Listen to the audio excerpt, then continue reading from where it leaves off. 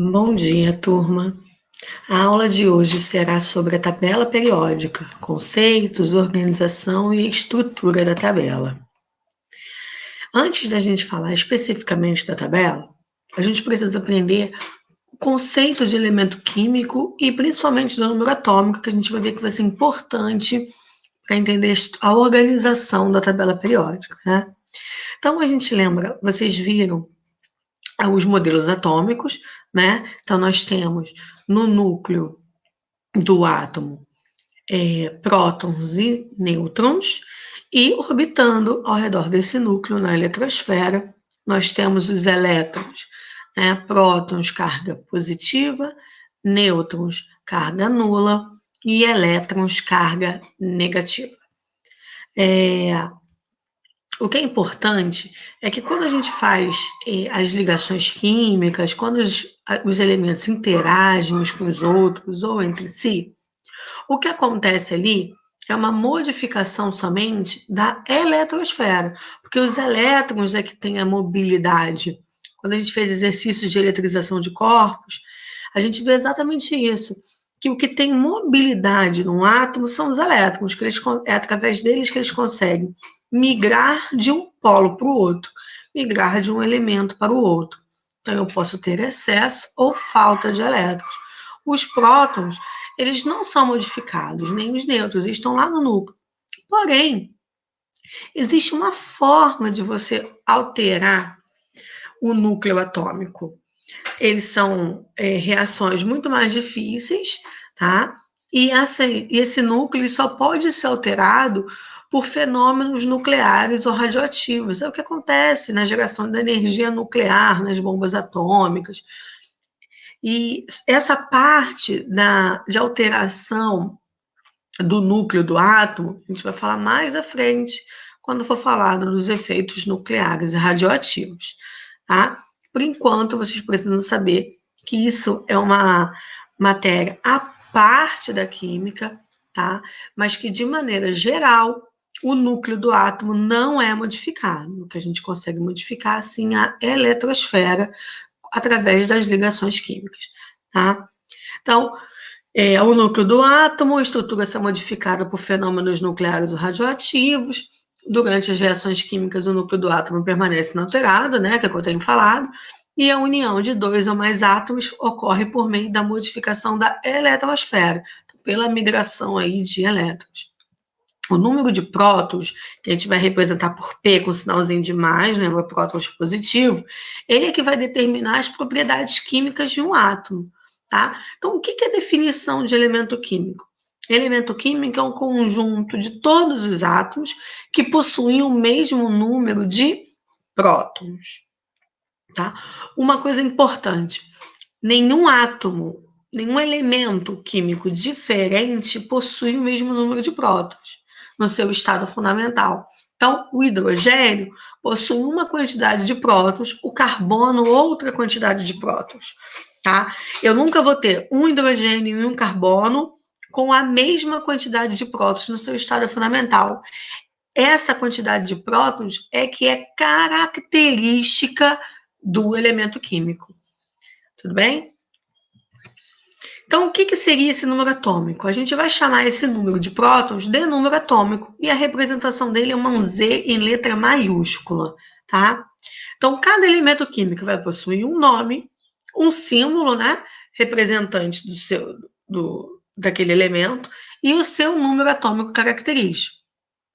Então, se eu estiver falando do hidrogênio, por exemplo, o hidrogênio é representado pela letra H maiúscula, tá? Ele possui número atômico 1 e recebe o nome de hidrogênio, beleza? Caso o átomo seja eletricamente neutro, eu sempre tenho número de prótons igual a número de elétrons. E quando esses elementos estão representados na tabela periódica, eles estão no seu estado fundamental, ou seja, no seu estado eletricamente neutro, tá? Então, com aquele estado eletricamente neutro, quando a gente pensa em eletrização de cargas, quer dizer que a minha carga total é zero. Quando eu tenho número de prótons, carga positiva, número de nêutrons, carga negativa, essas quantidades são iguais, nós temos o emparelhamento Carga resultante, 0. Tudo bem? Isso é um estado, isso é um elemento no estado fundamental. Uma outra coisa que a gente pode medir é o núcleo, né, composto pelo número de prótons e pelo número de nêutrons. O núcleo, essa quantidade de prótons e nêutrons, eles têm massa. O elétron, a gente diz que tem massa desprezível. Então, quando a gente vai falar do peso do átomo, a gente está sempre se referindo ao núcleo do átomo. Tudo bem? Então, a gente calcula esse número de massa. Massa tem a ver com o nosso peso mesmo. Você vai à balança e eu digo que eu tenho 70 quilos, 80 quilos, 40, dependente do que for. O que é o peso que a gente pesa na balança? É a sua quantidade de massa vezes a gravidade. Isso é o peso. Então, a massa é que está relacionada ao nosso peso, e esse número de massa do átomo está relacionado ao peso do átomo, beleza? Então, nós temos número de massa representado pela letra A maiúscula. Ele é definido como o total de prótons, letrinha Z, número atômico, e de nêutrons, que a gente vai chamar de letra N, no núcleo, né? Então, se eu somar o número atômico com o número de nêutrons, eu tenho o peso do átomo, eu tenho o número de massa, A igual a Z mais N. Por que isso é importante? Porque esses dados todos estão contidos na tabela periódica. São eles que vão identificar os elementos. E a gente vai trabalhar em cima disso nas próximas aulas. Então, como é que é a representação do átomo? Vamos ver aqui, eu represento o átomo com uma letra maiúscula. Ah, mas existem mais de 26 átomos. Então, eu conseguiria representar todos com uma única letra maiúscula? Não, não consigo representar todos com uma única letra maiúscula. Por isso, a gente começa a representar átomos com letra maiúscula ao lado de uma letra minúscula, como é o caso do sério. Por exemplo, o sério é C maiúsculo com E minúsculo. O césio, C maiúsculo com S minúsculo. Tudo bem? O hélio, H maiúsculo com um Ezinho minúsculo do lado. Então, sempre que eu tenho uma letra maiúscula, eu tenho um átomo diferente. A letrinha minúscula que aparece ao lado dele também é representativo do nome daquele átomo. Então, na parte de cima, tanto faz se na esquerda ou na direita, eu represento sempre o número de massa. Então, vamos sempre lembrar, número de massa é a soma de prótons com nêutrons, A igual a Z mais N. E embaixo eu represento sempre o número atômico, não importa se pela esquerda ou pela direita. E onde que eu represento o número de nêutrons? Não está representado aqui, mas o número de nêutrons fica no meio do caminho, ó. Fica aqui na metade. Então, em cima eu tenho o número de massa, embaixo o número atômico, e o de nêutrons fica aqui no meio, entre os dois, ok?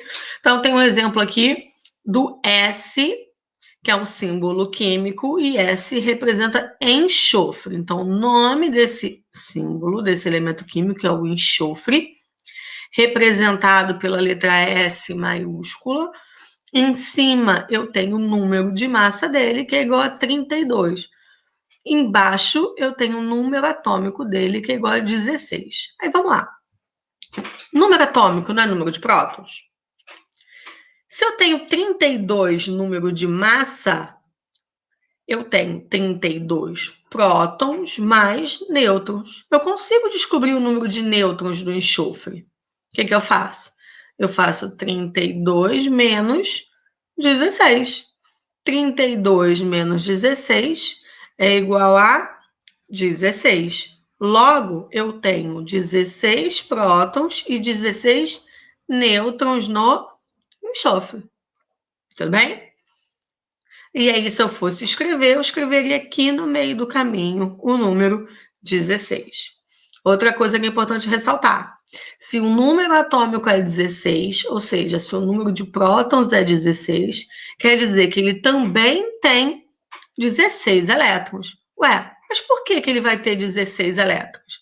Porque o átomo, no estado fundamental, ele não está neutro, não tem carguinha ali? Não tenho. Então, eu tenho número de prótons igual ao número de elétrons. Carga positiva é igual à carga negativa e eles, então, se anulam, ok? Se emparelham. É um elemento neutro. Essa é uma representação esquemática do átomo de carbono. E aí fica para vocês a pergunta: quantos prótons, nêutrons e elétrons possui esse átomo? Então, acertou quem fez o quê? Contou. Então, a gente vem aqui e conta. Eu tenho número de prótons, são os vermelhinhos, né? As esferas vermelhinhas. Eu tenho 1, 2, 3, 4, 5, 6 prótons no átomo de carbono. E nêutrons? 1, 2, 3, 4, 5, 6 nêutrons. Eu vou precisar contar a quantidade de elétrons? Não vou. Porque se eu tenho 6 prótons, eu automaticamente vou ter que ter 6 elétrons, já que o carbono é um átomo no seu estado fundamental. Então, vamos lá contar. 1, 2, 3, 4, 5, 6. Tudo bem? Então, eu vou ter aqui o número de prótons, Z, número atômico, Z maiúsculo igual a 6. Número de elétrons, Ezinho minúsculo igual a 6. Número de nêutrons, Nzão maiúsculo igual a 6 também. Se eu pedisse o número de massa, teríamos 12. 6 mais 6. Tudo bem? As primeiras tentativas aí de organização dos elementos químicos. A gente tem os cientistas, os alquimistas, né, começaram a investigar, foram descobrindo elementos químicos e foram pensando numa forma de organizá-los. As primeiras tentativas de organização surgiram aí a partir do século XIX. Então, eles baseavam-se nas observações experimentais das propriedades químicas e físicas desses elementos que eram conhecidos até o momento. Aqui tem um retrato de um alquimista à procura da pedra filosofal, né, que é aquela pedra que traria a longevidade, tá? Foi através da procura por essa pedra filosofal que foi descoberto o fósforo, o elemento fósforo representado pela letra P. Tá? Então, aqui, até o final do século XIV, tem uma tabelinha. Ó, até o final do século XIV, não, desculpa, até o final do século XVII, nós tínhamos 14 elementos conhecidos. Ao final do século XVIII, passamos a ter 33, do século XIX, 83, e do século XX, 112. Ok? Lembra lá, final do século XX, a gente não entrou nos anos 2000, né? Ano 2000, século XXI. É sempre um a mais. Então, o fósforo foi o primeiro a ser identificado quimicamente em 1669 pelo Henry Brand, ao tentar produzir ouro utilizando a urina. Então, os cientistas queriam produzir ouro, a vida eterna, todas essas coisas. Então, eles brincavam, né? Investigavam. As primeiras tentativas de organização dos elementos químicos, né, a partir daqui, eles tentaram, então, organizar aqueles elementos que eles tinham. A maior parte dos autores atribui a primeira tentativa ao Dalton, porque o Dalton, quando ele teve a teoria das esferas, né, para os átomos, ele intrinsecamente ele chamou cada átomozinho de uma esfera diferente. Então, ele simbolizou os átomos, os elementos que ele conhecia, com os símbolos esféricos diferentes. Isso foi uma forma aí também de organização desses elementos, tá? Depois, nós tivemos a lei das tríades. O que esse cientista observou? Que a massa atômica do bromo era a média aritmética da massa de outros 2 elementos químicos, que era o cloro e o iodo. E que os 3 possuíam propriedades químicas muito semelhantes. Então, o número de massa do cloro, 35,5. O número de massa do iodo, 127.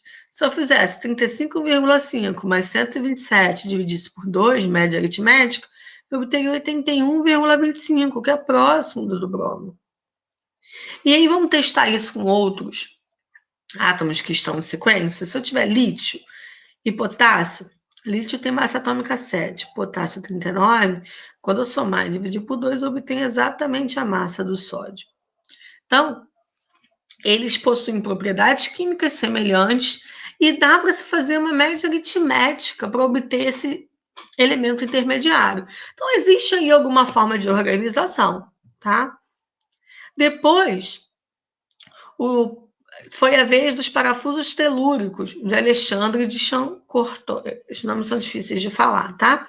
Então, ele observou que alguns elementos, quando dispostos em uma espiral, na ordem de suas massas atômicas, até então descobertas no momento, apresentavam grupos com propriedades químicas semelhantes, obedecendo a intervalos regulares. Então, a gente tinha aqui, ó, lítio, sódio, potássio, tá vendo?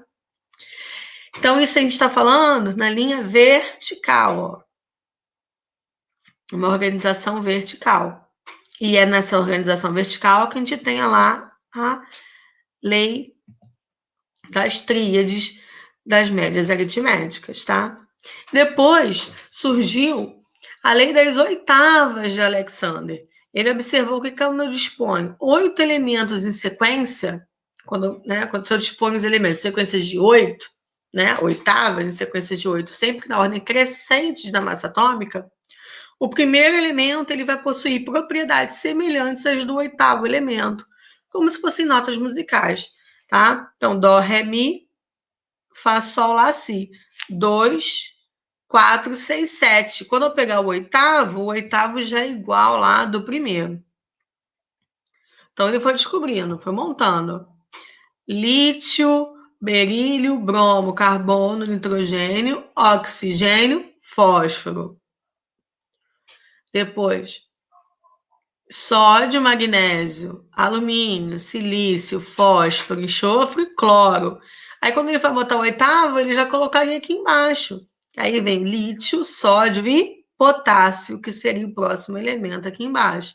Então, você tem o parafuso telúrico avaliando de maneira vertical e as leis das oitavas avaliando de maneira horizontal.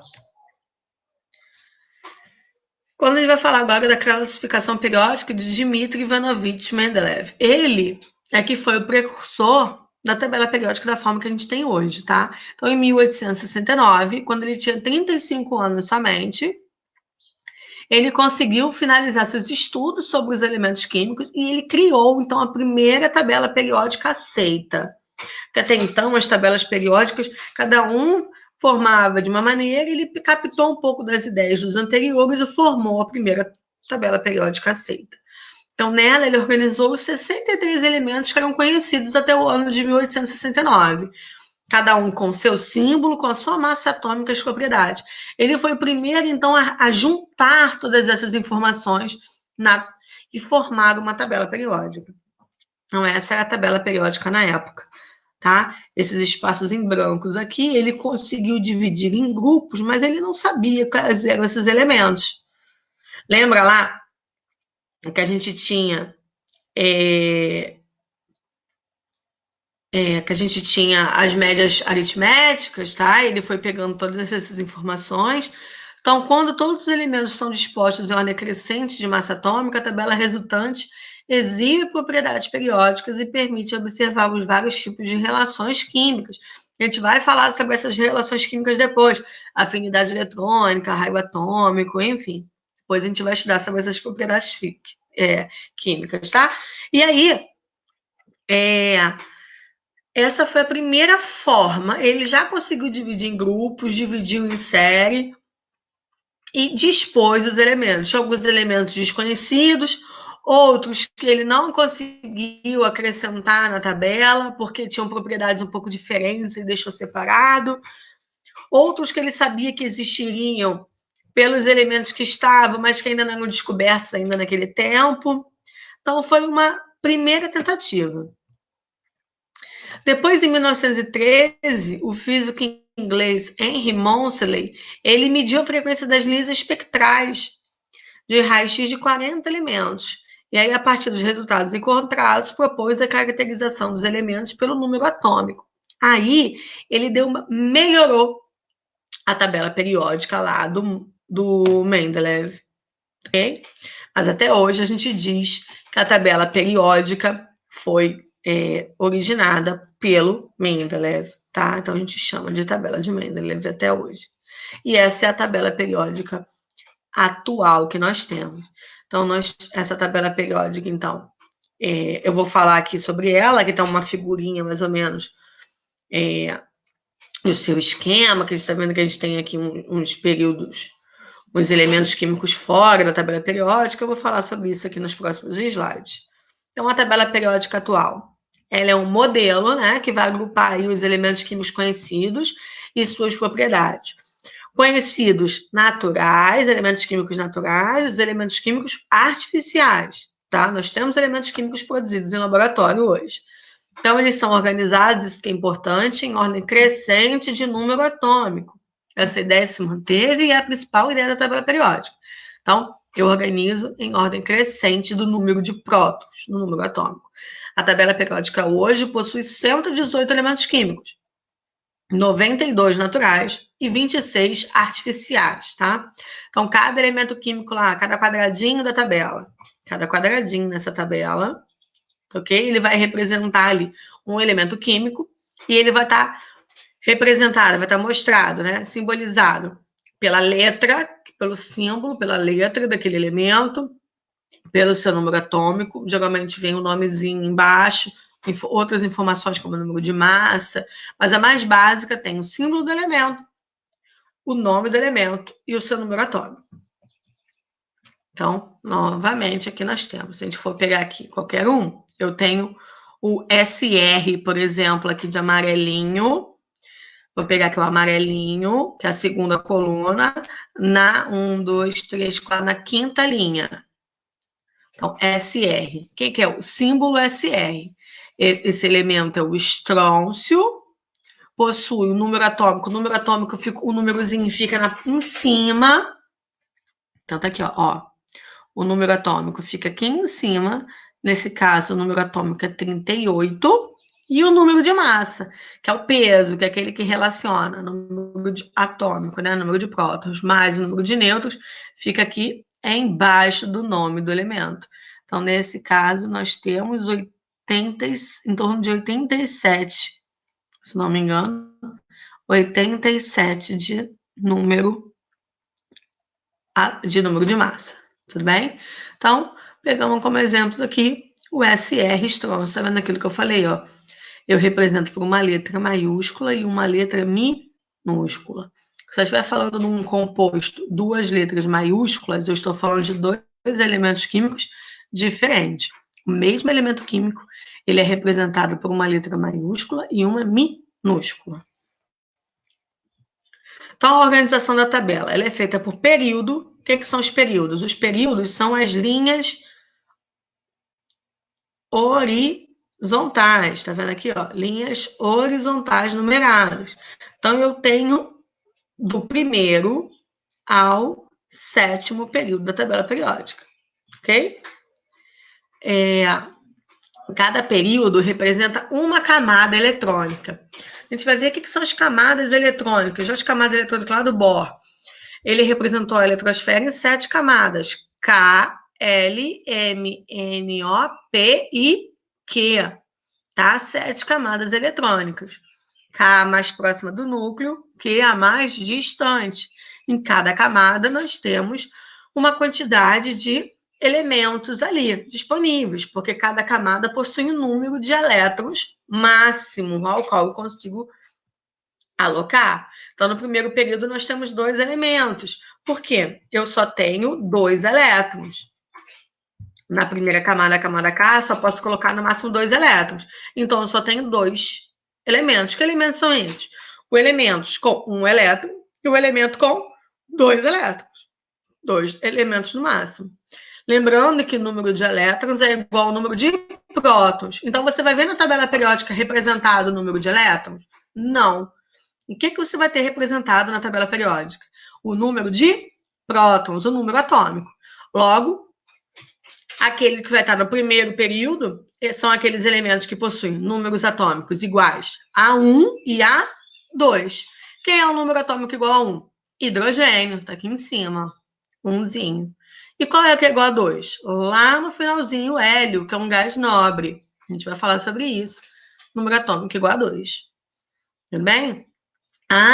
Na camada N, K, L, M, N, que é o quarto período, nós temos 18 elementos. Então, vou ter aqui, ó, 1, 2, 3, 4.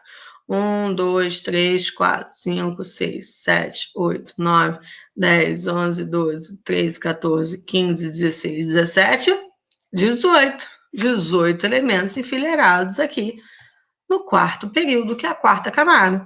Então, a gente vai ter até 18 elétrons ali. Então, a gente vai ter aqui. Começa com o número atômico 19 e vai até o número atômico 36. Ok?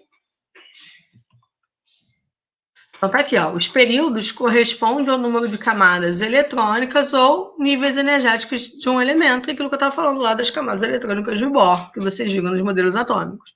No entanto, os elementos que se encontram na mesma linha apresentam o mesmo número de camadas eletrônicas, né? Então, se ele está na camada N, quer dizer que todos eles possuem 4 camadas. Isso que quer dizer? Ele está lá no quarto período.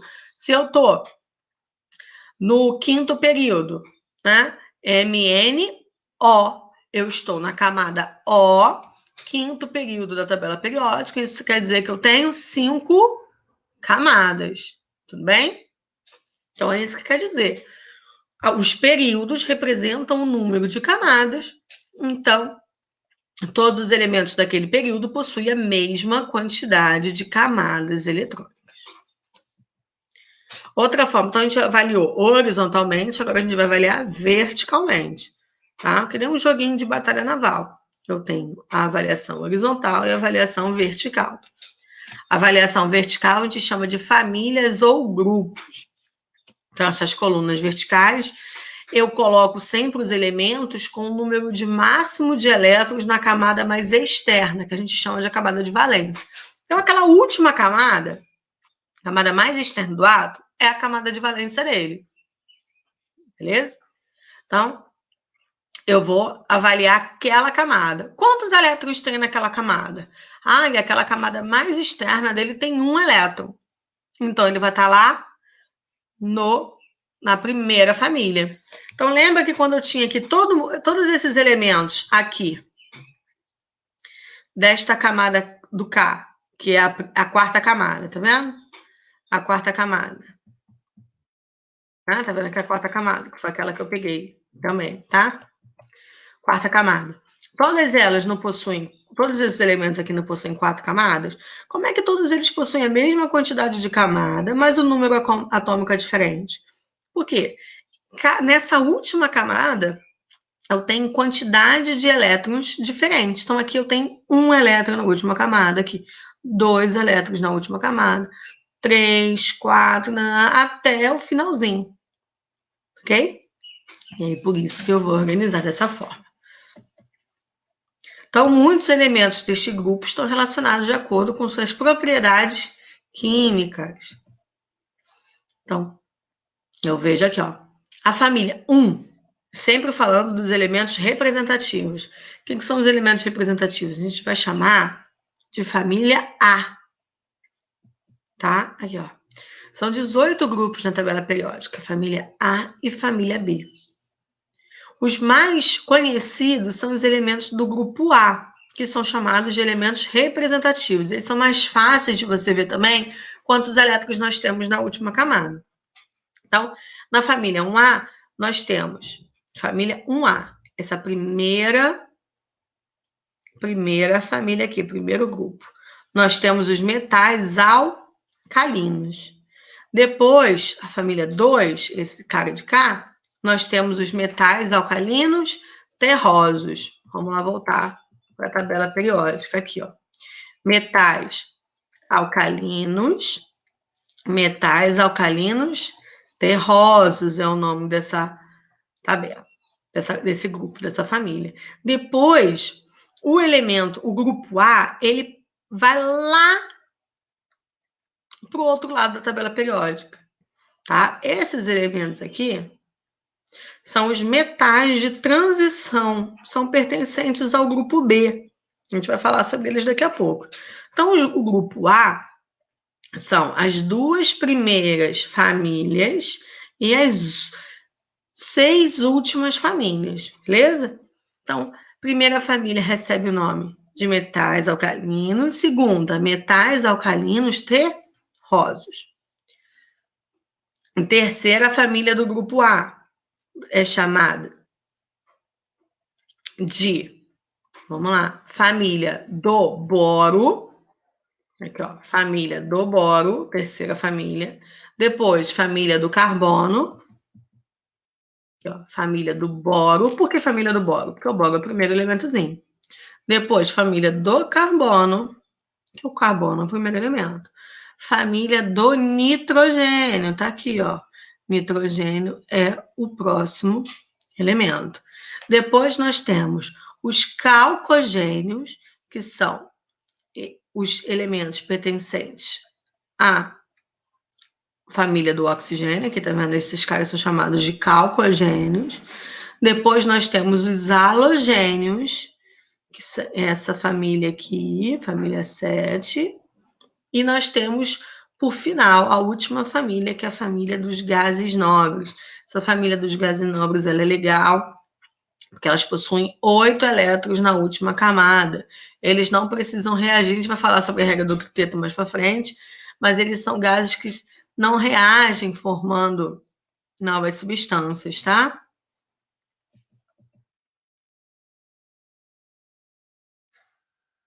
Então, nós temos aqui um resumo dos elementos de cada família. E depois nós temos os elementos de transição, que são as 8 famílias lá do grupo B. Nós temos os transição interna e transição externa. Quem que é o transição interna? Por mais engraçado que pareça, vamos voltar lá. Mais engraçado que pareça, a transição interna são essas duas fileirinhas aqui que estão pro lado de fora da tabela. Por que eles são internos, então? Porque eles estão aqui dentro, ó. São vários elementos dentro desse quadradinho. Vários elementos dentro desse quadradinho. Então, essa parte está do lado de fora, como se eu tivesse dado um zoom nesses quadradinhos. Então, esses de cá, que são os elementos de transição interna, e esses aqui de transição externa. Também são divididos em 8 famílias. Aqui. Também são divididos em 8 famílias. As famílias não têm nomes, tá? Somente letras 1B, 2B, 3B e assim vai. Então, por determinação da IUPAC, o que é o IUPAC? Ela é, a sigla está em inglês, né? Em português a tradução é União Internacional de Química Pura e Aplicada. Os grupos passaram a ser organizados por números de 1 a 18, porque antigamente a gente separava em família de 1 a 8A e de 1 a 8B. Agora a gente conta tudo de uma vez, tá? Então aqui, ó, agora eu conto tudo de uma vez, você vai ver isso representado na tabela periódica, aqui em cima, ó. Grupo 1, 2, 3, 4, 5, 6, então lá a família 3A vai passar a ser 13, 14, 15, 16, 17, 18, tá? Me chamando a atenção que a família 8A, a família 8B, ela tinha 3 partes, ela tinha 3 famílias, agora não tem mais, ó.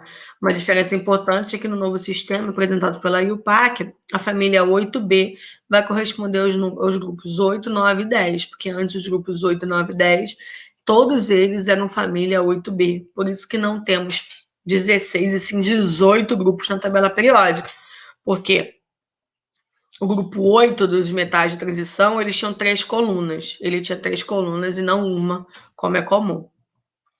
Então, aqui, por exemplo, tem uma representação esquemática dos elementos químicos dos períodos 1 e 2 da tabela periódica.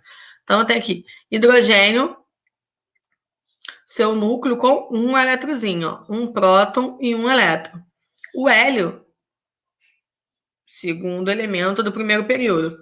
2 prótons e 2 elétronzinhos. Agora eu vou lá para o segundo período. 3 prótons, 3 elétrons, lítio. E assim vai. Berílio com 4 prótons, 4 elétrons. Eu vou aumentando a complexidade. Ó. E preste atenção também no número de camadas eletrônicas. No hidrogênio tem uma camada, no hélio eu tenho 2 camadas, 2 elétrons, né? Lítio, se eu tenho 3 elétrons na última camada, eu tenho 3 camadas, tá vendo aqui, ó? Eu tenho 3 camadas eletrônicas do lítio. Ó, berílio com 4 camadas eletrônicas, e assim vai. Boro, carbono, nitrogênio, oxigênio, flúor e neônio. Tá vendo que a gente vai aumentando aqui, ó. Lembra, porque o período nada tem a ver com a família, tá? E aqui eu tenho uma tabela periódica diferente. Nessa tabela periódica, eu tenho os objetos, materiais, os elementos que a gente consegue produzir a partir dos elementos da tabela periódica, tá? Então, por exemplo, aqui, ó, nitrogênio. O nitrogênio, eu consigo produzir proteínas que aumentam a musculatura, garantem força, né, para a vida do ser humano. No oxigênio, nós temos o ar. O boro a gente consegue fazer equipamentos esportivos, aqui, ó, equipamentos esportivos. O alumínio é utilizado nos aviões, né, na lataria dos aviões, por ser um metal leve. O sódio, que a gente encontra no nosso sal de cozinha, lítio encontramos em baterias, aí assim vai, tá? E aí tem vários tipos aqui. No final tem sites com algumas tabelas periódicas iterativas que vocês podem utilizar e brincar um pouco com esse conhecimento. Tá? Aqui está um mapa mental, um resuminho do que a gente viu até hoje. Tá? E esses são os sites iterativos sobre a tabela periódica. Então, nesse tabelaperiódicacompleta.com, você consegue verificar as propriedades, você clica no elemento, ele vai te dar todas as informações sobre aquele elemento. Nesse ptable, eu tenho um esquemático, eu consigo ver os orbitais, que a gente vai falar sobre orbitais, eu consigo ver onde eles são encontrados. E no último nós temos um quiz sobre a tabela periódica. Então, é interessante para vocês explorarem aí o conhecimento da aula de hoje, tá? Então, resumindo, nós falamos sobre o número atômico, lembrando que na tabela periódica os elementos são organizados em ordem crescente desse número atômico. O número atômico tem a ver com o número de prótons, e lembrando que o número de prótons será sempre igual ao número de elétrons quando aquele átomo estiver no estado fundamental. Ele não tem carga, ele não é nem positivo nem negativo, não tem o desempalhamento do número de prótons e de elétrons, não tem uma eletrização, eu não sou nem um cátion nem um ânion, eu sou um elemento neutro. Então, todos os átomos da tabela periódica estão representados no seu estado fundamental como elemento neutros. Número de prótons igual ao número de elétrons. E o número de massa de cada elemento é a soma, então, do número de prótons, que é o número atômico Z, mais o número de nêutrons desses átomos. Tudo bem? Então, espero que vocês tenham gostado e até a próxima aula.